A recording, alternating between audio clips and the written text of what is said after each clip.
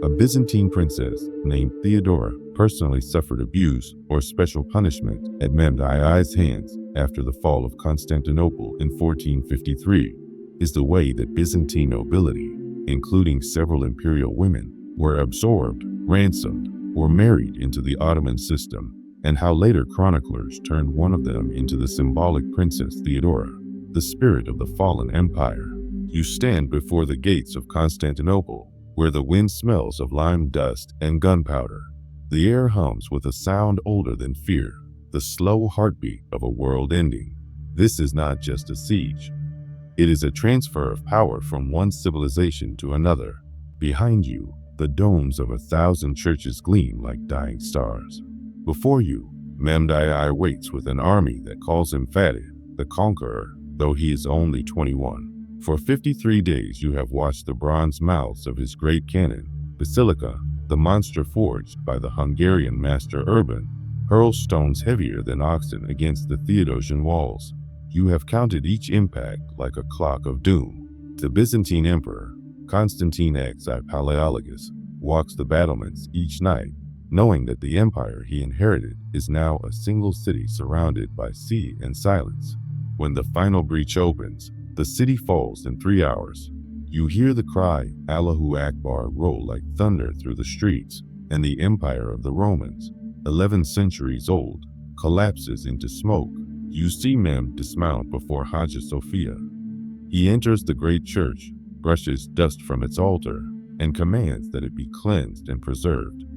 Let no harm come to this house, he says. It will serve the same God, beneath a new name. His soldiers echo him with verses from the Quran. The floor glitters with shattered glass and melted gold. Now the old palace district is silent except for weeping. You move through its courtyards, mosaics cracked, fountains clogged with petals, and find the remnants of the imperial family under guard. Chroniclers record them. The widowed empress, the nieces and cousins of Constantine, and one woman whose name the scribes write differently each time, sometimes Theodora, sometimes Maria, sometimes Zoe. She is less a person than a placeholder for everything the empire has lost. Mehmed orders that the surviving nobility be treated with order, not chaos. His secretaries take their names in Arabic script, marking who will be ransomed, who married into allied dynasties, who cloistered in monasteries. You understand the logic. Wealth and bloodlines are tools. Mercy is currency. He is not a barbarian, but a strategist who studies Alexander, Caesar, and Aristotle. Yet you sense the deeper conquest is not of land, but of memory. In the weeks after the fall, the Sultan walks the empty streets, instructing engineers to repair aqueducts, reopen markets, bury the dead. He plans a new city on top of the old, where Ottoman mosques will rise beside Byzantine palaces. He declares himself Caesar Iram, Caesar of Rome, and orders coins struck in that title. You realize he is not destroying Byzantium. He is inheriting it, rewriting it in his image. The women of the imperial family become part of this inheritance. Some are sent to Anatolia, some ransomed to foreign courts. The chroniclers disagree on their names, but agree on their fate: assimilation. For every daughter of Byzantium folded into Ottoman order, the empire's memory fades a little further. Theodora's name survives in rumor, a symbol of the old world's dignity absorbed by the new. Years pass. The city changes language, but not shape.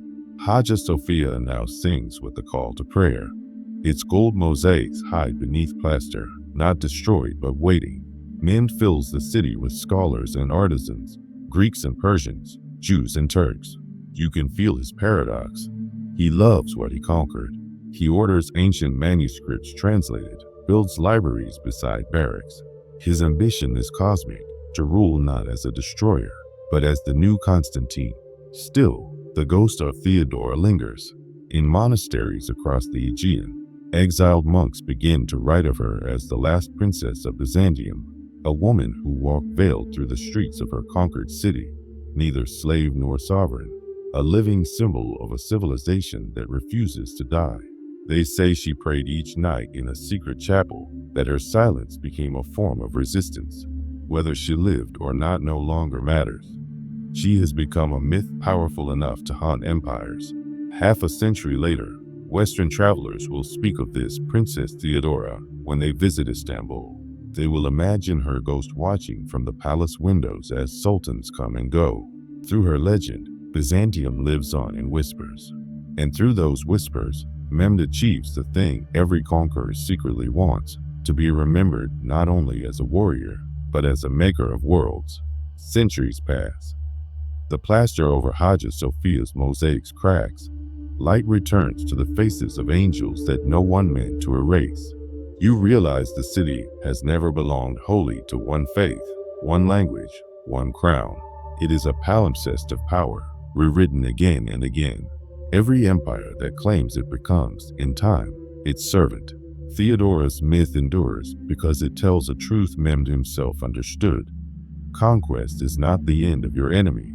It is the beginning of becoming them. You stand now in modern Istanbul, where tram lines cross the buried bones of emperors. The wind from the Bosphorus smells of salt and iron.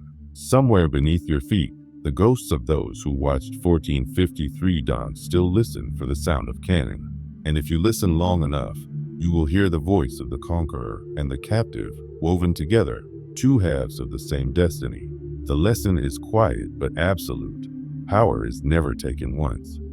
It is taken endlessly, each generation remaking the world in its own image while pretending it has discovered something new. The city has learned to survive every conquest by absorbing its conquerors. In that way, Theodora and Mehmed are still here, one in stone, the other in spirit. And you, standing between them, are part of the same inheritance. The endless cycle of destruction and rebirth that we call civilization.